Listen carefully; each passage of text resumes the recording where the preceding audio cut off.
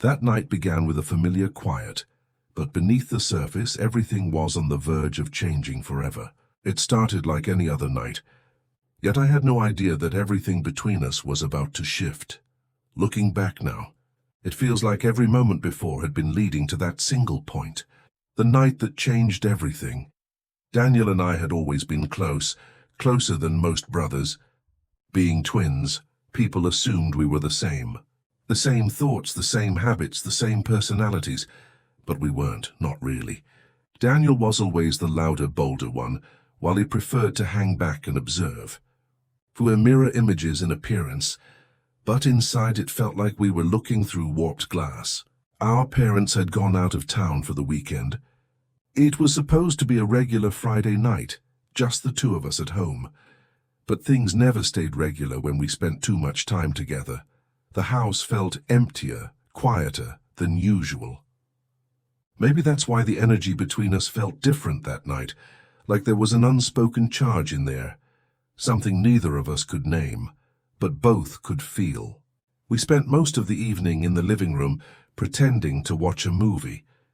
I say pretending because I couldn't recall a single thing that happened on the screen. My mind was somewhere else entirely, and if I was honest, it was on him.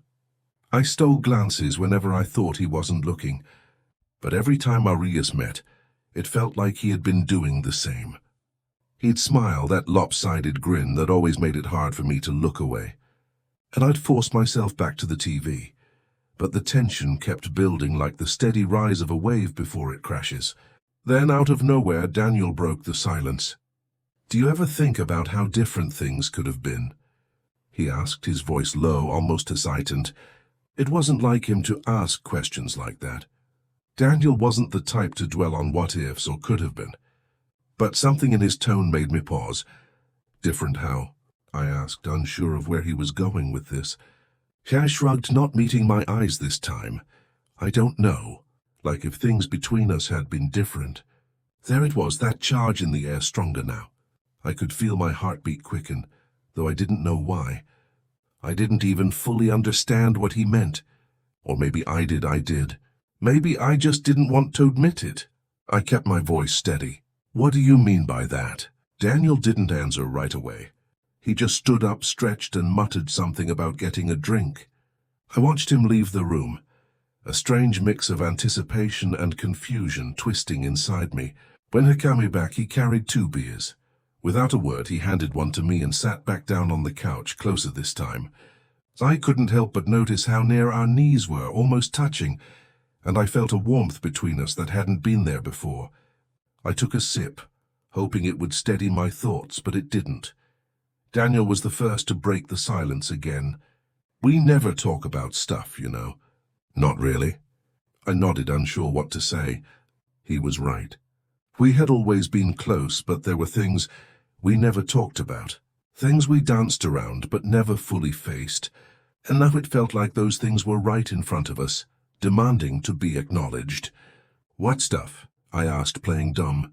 Maybe if I didn't acknowledge it, it wouldn't become real. He let out a small laugh, but it didn't reach his eyes. "You know what I mean?" I didn't respond. I couldn't. Instead, I took another sip of beer, hoping it would numb whatever it was I was feeling. But it didn't. If anything, it only made it worse. Daniel turned fully toward me now, his eyes searching mine for something I wasn't sure I could give. "It doesn't have to be weird, you know," he said softly. I swallowed hard, my throat suddenly dry. "What doesn't this?" He gestured between us. Whatever this is, and there it was. The thing we had both been avoiding. The thing neither of us had dared to name. But now it was out in the open, and there was no going back. A rush of emotions hit me all at once. Fear, confusion, excitement. I didn't know how to respond. I didn't even know if I could. But Daniel wasn't waiting for me to say anything. He just smiled, that same lopsided grin, and leaned back on the couch, as if saying it out loud had been enough. But the story, it didn't end there. It was only the beginning. The night stretched on, the tension between us growing thicker with every passing minute. We talked more, not about it, but about everything else. Childhood memories, school, little things we hadn't thought about in years. It felt like we were circling around something much bigger, something inevitable. But neither of us was willing to make the first move. At some point I suggested we head to bed. It was late and I couldn't stand the weight of that tension any longer. I thought maybe if we slept, things would feel normal again in the morning. But as I headed toward my room, Daniel followed. "You mind if I crash in here tonight?" he asked. His voice casual, though something behind it made my heart race. We hadn't shared a room since we were kids, but I didn't see any reason to say no. "Yeah, sure," I replied, trying to sound normal. But nothing felt normal anymore. Not at all. At first, I told myself not to think much of it. After all, we'd shared rooms countless times when we were younger. But this time felt different. There was a tension between us, something unspoken, something neither of us wanted to confront. Yet both of us felt creeping in. He tossed his things onto the floor near the foot of my bed and flopped down beside me, arms behind his head, staring at the ceiling. We didn't say much at first. We just lay there in the dark. The only sound, the soft rustle of the covers as we adjusted ourselves. I could feel him. Daniel lay close, the mattress dipping slightly under his weight, and I found myself hyper-aware of every small movement he made. It was strange, usually when we were around each other. With each other, there had always been a natural ease, an unspoken understanding, but now every breath, every shift in the bed, every glance between us carried a new weight. I tried to focus on anything else, but my thoughts kept circling back to our conversation in the living room. He hadn't said much, but the implications were there, heavy, undeniable. I didn't want to overanalyze every little thing he'd said, but it was impossible not to. Eventually Daniel spoke, his voice cutting through the thick silence like a knife. "Do you remember when we were kids how we'd stay up all night talking about the stupidest things?" His tone was softer now, thoughtful, as if he was trying to capture the simplicity of those times. "It feels like we haven't done that in forever." I smiled in the dark, even though he couldn't see me. "Yeah, I remember. We'd stay up until Mom or Dad yelled at us to go to sleep. And even then, we just whisper until one of us passed out." Daniel chuckled softly, the sound low and comforting. I miss that. There was something wistful in his voice, something that tugged at me in a way I couldn't explain. It wasn't just nostalgia. There was an undercurrent of something more, something deeper, and it made my chest tighten. "Why do you think we stopped?" he asked after a moment, his voice barely above a whisper. Now I didn't have an answer for that. Somewhere along the way, life had gotten in the way. School friends, growing up. We stopped being kids who could stay up all night, without a care in the world. But more than that, we had grown into ourselves, into different people. And maybe, just maybe, we had both felt this tension long before either of us was ready to acknowledge it. "I don't know," he finally said. "I guess we just got busy. Life happened." He didn't respond right away, and I wondered if he was thinking the same things I was. It was easier to stay silent to avoid the uncomfortable truths lurking just beneath the surface. But then he shifted closer, just enough that our arms brushed and I felt my breath catch in my throat. It was such a small, innocent movement, but it sent a jolt through me. My mind raced with thoughts I didn't want to entertain, emotions I wasn't ready to confront. "Do you ever wonder, what if things had been different?"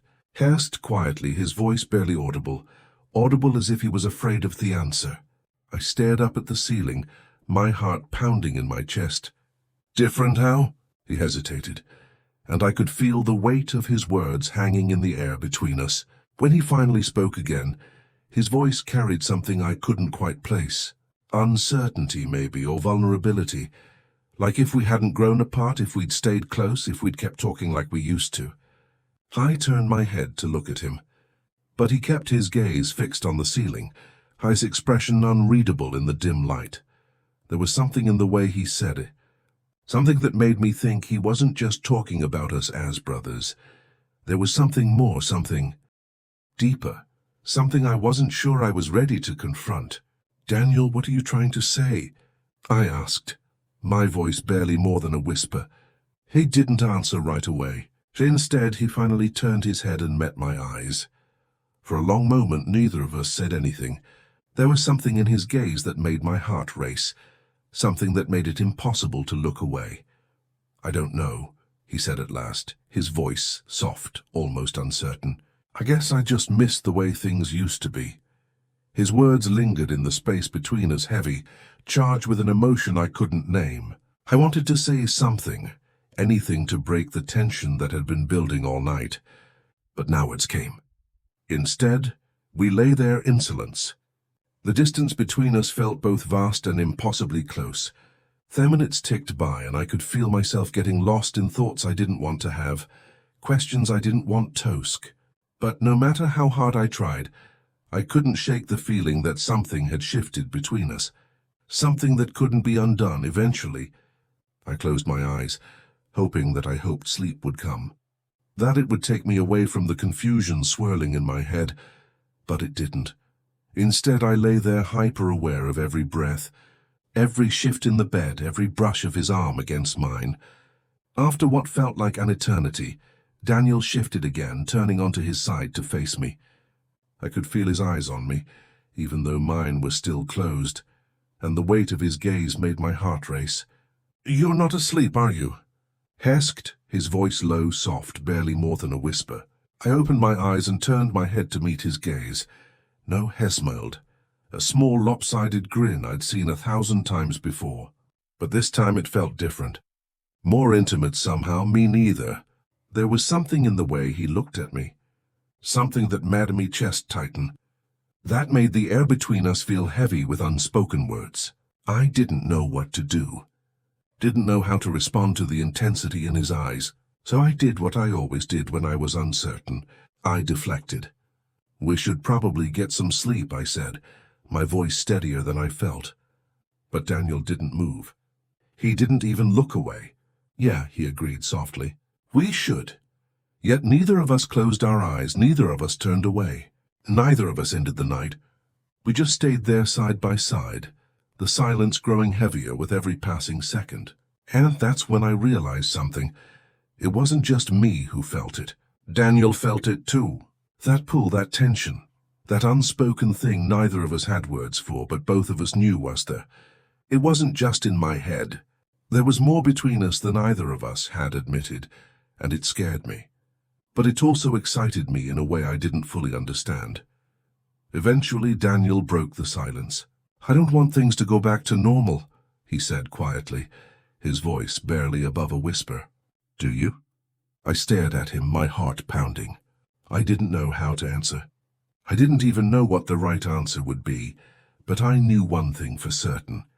Things weren't going back to normal, not after tonight. And somehow deep down I didn't want them to. The night felt endless, stretched between moments that made my skin prickle with something I couldn't quite name. As we lay there side by side, everything the night had changed. I could feel his breathing slow and steady, like he was trying to calm himself down. But underneath it there was something else, an undercurrent that made the silence between us feel charged. It wasn't just quiet. It was heavy, filled with everything we weren't saying, every thought we didn't dare voice. The space between us felt smaller somehow, like gravity itself was tugging us closer to something neither of us had been ready for. Then he shifted, his arm brushing against mine. At first I thought it was an accident, but then he did it again, this time deliberate. His hand found mine under the covers, fingers tentative at first before closing around them. The air felt too thick, the moment stretched and fragile. This wasn't just a touch, it was the thing that had been building for so long. Too long to keep pretending, otherwise my heart pounded. My thoughts tangled between confusion and anticipation. His voice broke the quiet, soft and uncertain. "Do you want this?" His fingers tightened slightly around mine. I swallowed hard, words failing me, so I just nodded.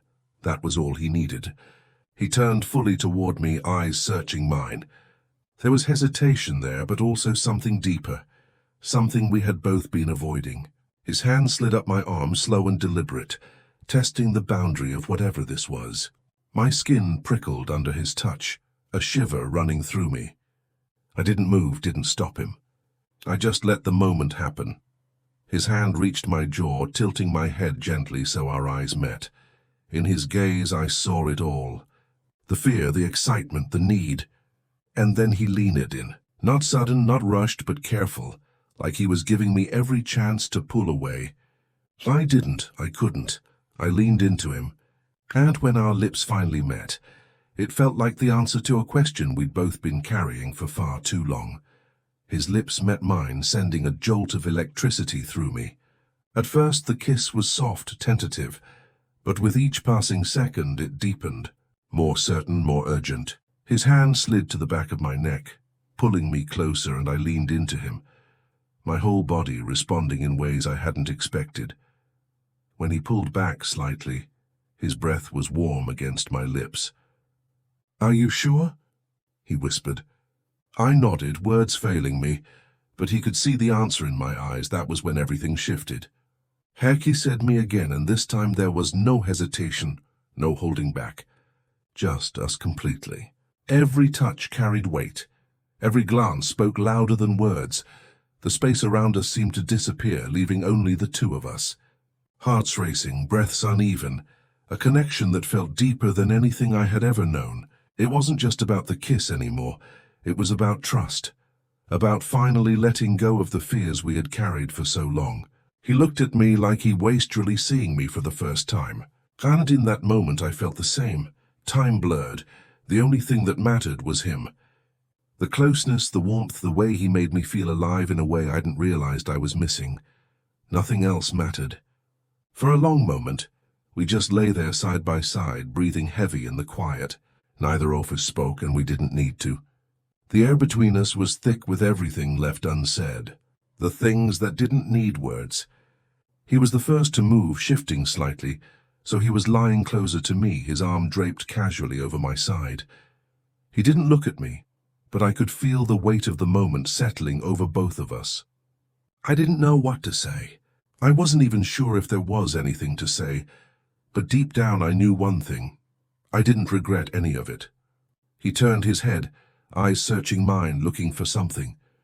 Reassurance, maybe, or understanding. I wasn't sure, but whatever it was, I saw it reflected in his gaze. The same thing I felt inside. "This changes everything, doesn't it?" he asked softly, his voice carrying a weight I couldn't quite place. I nodded, my throat too tight to speak. It did change everything. There was no going back now, no pretending it hadn't happened. And yet there was something else too, something unexpected. Relief. For the first time in what felt like forever, I wasn't hiding. I wasn't pretending.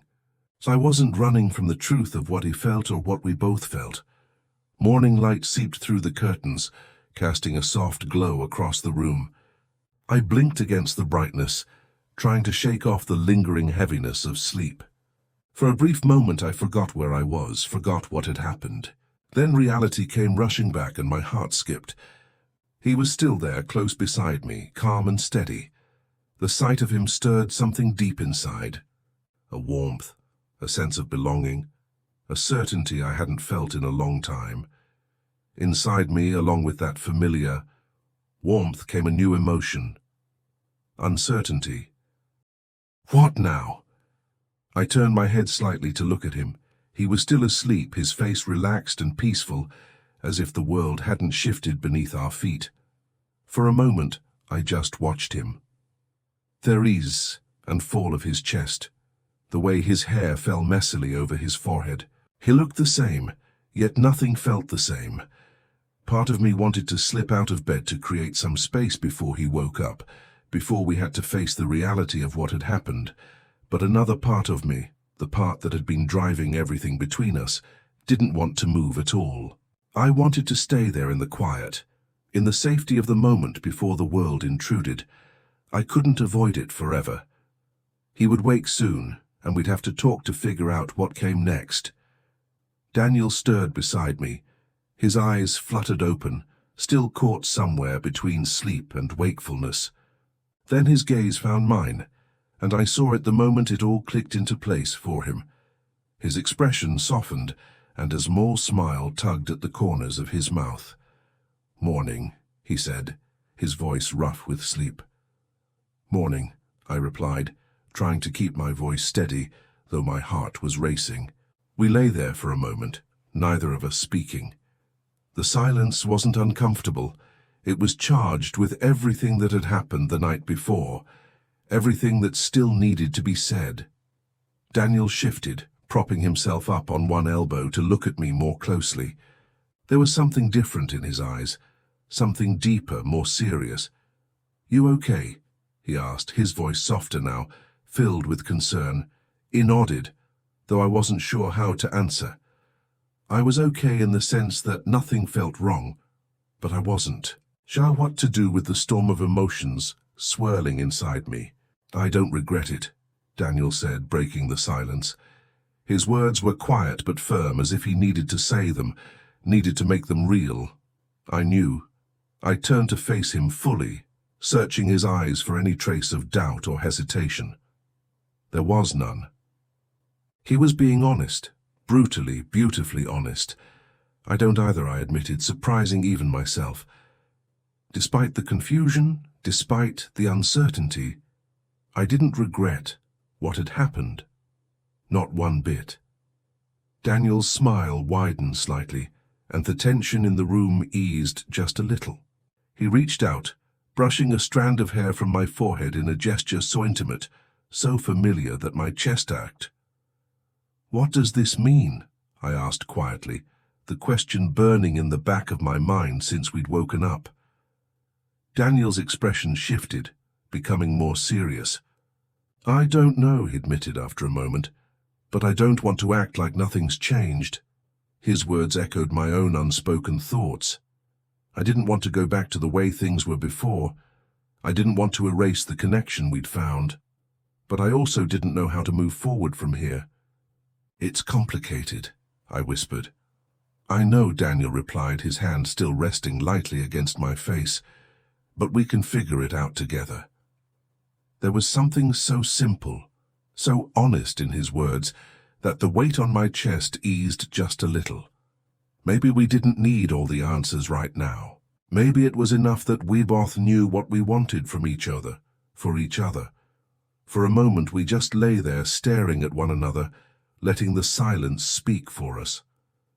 The world outside seemed distant, muted, and for the first time in a long time it felt like we were exactly where we were supposed to be. But the moment couldn't last forever. Eventually we'd have to leave this room, face the reality beyond it. Our parents would be back soon, and the world would resume its rhythm. Soon, and we couldn't stay in this bubble of quiet forever. "I guess we'll have to take it one day at a time," I said, breaking the silence. Daniel nodded, eyes never leaving mine. Yeah, one day at a time. It wasn't much of a plan, but it was something.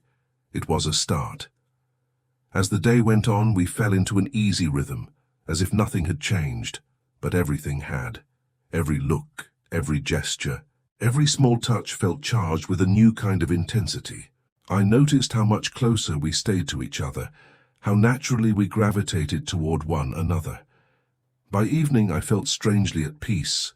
The confusion and fear that had clouded my mind earlier had settled into something quieter, something more manageable. Maybe it was because Daniel had made it clear we didn't have to figure everything out immediately. We could take our time, but as the hours ticked by, a new anxiety crept in. Our parents would be home soon, and I couldn't shake the feeling that the real world was closing in on us. It was one thing to be alone with Daniel, to feel like we were in our own little world. It was another, entirely, to face the reality of what had happened, of what it meant for us going forward. When the sound of the car pulling into the driveway reached us, my stomach twisted into knots. Daniel shot me a calm but serious look. "You ready?" hesked. I wasn't sure I was, but he nodded. What else could I do? The front door opened, and the familiar sounds of our parents' voices filled the house. I could hear them chatting, laughing about their trip, completely unaware of the seismic shift that had occurred in their absence. Daniel and I exchanged a brief glance before heading downstairs to greet them. Walking side by side, I felt a quiet sense of solidarity. Whatever happened next, we'd face it together. Our parents didn't seem to notice anything out of the ordinary. They hugged us, asked about our weekend, laughing and talking as if nothing had changed, and for now that was enough. The weekend passed and our parents told us about theirs. It all felt so normal, too normal given everything that had happened. I kept expecting them to notice, to sense the change in the air, but they didn't, and that left me with a mixture of relief and unease. Was it really going to be this easy to hide what had happened? As the evening wore on, I found myself retreating into my thoughts, barely paying attention to the conversation around me. Daniel seemed more at ease, more comfortable with the charade, but I could feel the weight of what had happened pressing down on me. It was getting harder, Toignon. The days that followed were strange. In some ways, nothing had changed. We still went through our usual routines, still saw our friends, still laughed and joked with our parents, but in other ways, everything had changed. The secret we were keeping hung over us like a shadow, coloring every interaction, every moment. At night, when the house was quiet, Daniel and I would retreat to our room. It was like the weight of the day lifted just a little. In the dark, we didn't have to pretend. We didn't have to act like nothing had changed. We could just be. It became our routine. During the day, we played the role of brothers, keeping everything on the surface, hiding what was simmering beneath. But at night, in the quiet of our room, well, ourselves slipped back into that closeness, that intensity. It became part of us, woven into the fabric of how we're together. The world outside continued its relentless pace, but in those small, stolen moments, time seemed to slow. We existed in a space that belonged only to us. We didn't need to explain it. We didn't need anyone's approval. We just let it be, trusting that what we had was enough no matter where life would take us.